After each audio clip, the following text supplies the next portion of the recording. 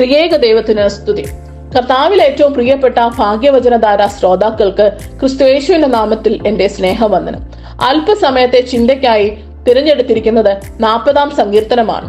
17 വാക്യങ്ങളുള്ള ദാവീദിന്റെ ഒരു സ്തുതി ഗീതമായിട്ടാണ് ഇതിനെ വിശുദ്ധ വേദപുസ്തകത്തിൽ രേഖപ്പെടുത്തിയിരിക്കുന്നത്. ഈ സങ്കീർത്തനം രചിക്കാനുണ്ടായ സന്ദർഭം 1 ശമൂവേൽ 23-ാം അധ്യായം 25 മുതൽ 29 വരെയുള്ള വാക്യങ്ങളാണെന്ന് വേദപണ്ഡിതന്മാർ നമ്മെ പഠിപ്പിക്കുന്നു. തന്നിൽ ആശ്രയിക്കുന്നവരെ ജീവിതത്തിന്റെ കാഠിന്യമേറിയ പ്രതിസന്ധികളിൽ നിന്നും ദൈവം വിടുവിക്കുമെന്ന ആശ്വാസകരമായ സന്ദേശമാണ് ഈ സങ്കീർത്തനം നമുക്ക് നൽകുന്നത്. ആദ്യത്തെ 10 വാക്യങ്ങളിൽ സങ്കീർത്തനക്കാരൻ തന്റെ ജീവിതത്തിൽ ദൈവം നൽകിയ വലിയ വിടുതലിനെ കുറിച്ചും അതിനോടൊപ്പം ദൈവത്തിൽ കൂടുതൽ ആശ്രയിക്കാനുണ്ടായ കാരണത്തെക്കുറിച്ചും പ്രതിപാദിക്കുന്നു. തുടർന്നുള്ള വാക്യങ്ങളിൽ തന്റെ ഭാവി ജീവിതത്തിൽ വരാവുന്ന കഷ്ടതകളിൽ നിന്നും ദൈവം വിടുവിക്കുമെന്ന പ്രത്യാശയും അപേക്ഷയുമാണ് നമുക്ക് കാണാൻ സാധിക്കുന്നത്. ദാവീദിന്റെ ജീവിതത്തിൽ ഉണ്ടായ ഒരു വലിയ പ്രതിസന്ധി എന്ന് മാത്രമേ ഇവിടെ പറയുന്നുള്ളൂ.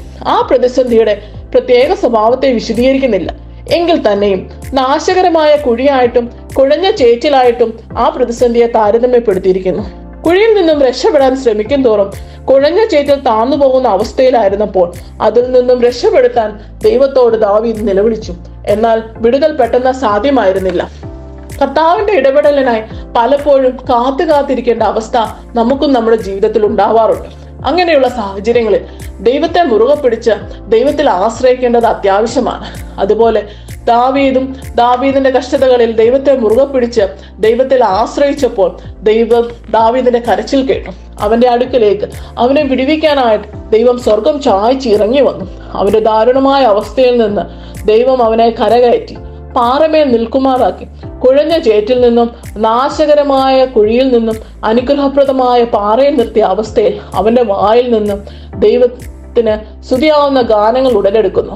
ആ ഭാഗ്യകരമായ അവസ്ഥ കണ്ട് പലരും ഭയപ്പെട്ട് യഹോവയിൽ ആശ്രയിക്കുമെന്നാണ് ഇവിടെ പ്രബോധിപ്പിക്കുന്നത്. ഈ അവസ്ഥയുടെ അടിസ്ഥാനത്തിൽ സങ്കീർത്തനക്കാരൻ എടുക്കുന്ന 4 തീരുമാനങ്ങൾ തുടർന്നുള്ള വാക്യങ്ങളിൽ നമുക്ക് കാണാം. ഒന്നാമതായി, പ്രതിസന്ധികളിൽ മനുഷ്യരിൽ ആശ്രയിക്കാതെ ദൈവത്തിൽ ആശ്രയിക്കുന്നത് ഭാഗ്യമായി സങ്കീർത്തനക്കാരൻ കരുതുന്നു. രണ്ടാമതായി, തനിക്ക് ലഭിച്ച വിടുതലിനായി ദൈവത്തിന് നന്ദി കരേറ്റും. മൂന്നാമതായി, തന്നെ ദൈവസന്നിധിയിൽ സമർപ്പിക്കുന്നു. നാലാമതായി, ദൈവത്തിൽ നിന്നുള്ള വിടുതൽ പരസ്യപ്പെടുത്തും.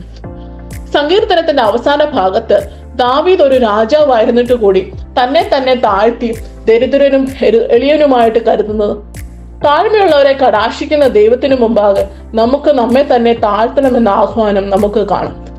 ദൈവം നമ്മെ ഓർക്കും, ദൈവം നമ്മെ പരിഗണിക്കുമെന്നുള്ള ധൈര്യത്തിൽ പ്രത്യാശ വെച്ച് ജീവിതം മുന്നോട്ട് കൊണ്ടുപോകുവാൻ ദൈവഭക്തനായ ഒരു മനുഷ്യന് മാത്രമേ സാധിക്കുകയുള്ളൂ. പ്രതിസന്ധികളിൽ മാത്രമല്ല, ജീവിതത്തിന്റെ എല്ലാ വഴികളിലും നമ്മെ ഓർക്കുന്ന, നമ്മെ കരുതുന്ന സർവശക്തനായ ദൈവത്തിലായിരിക്കണം നമ്മുടെ ധൈര്യം. ആ ധൈര്യത്തിൽ അടിയുറച്ചു നിന്ന് കൊണ്ട് ജീവിക്കുവാൻ സർവശക്തനായ ദൈവം എല്ലാവരെയും സഹായിക്കട്ടെ എന്ന് ആശംസിച്ചുകൊണ്ട് ഞാൻ എൻ്റെ വാക്കുകളിൽ നിന്ന് വിരമിക്കുന്നു. ദൈവം എല്ലാവരെയും അനുഗ്രഹിക്കട്ടെ.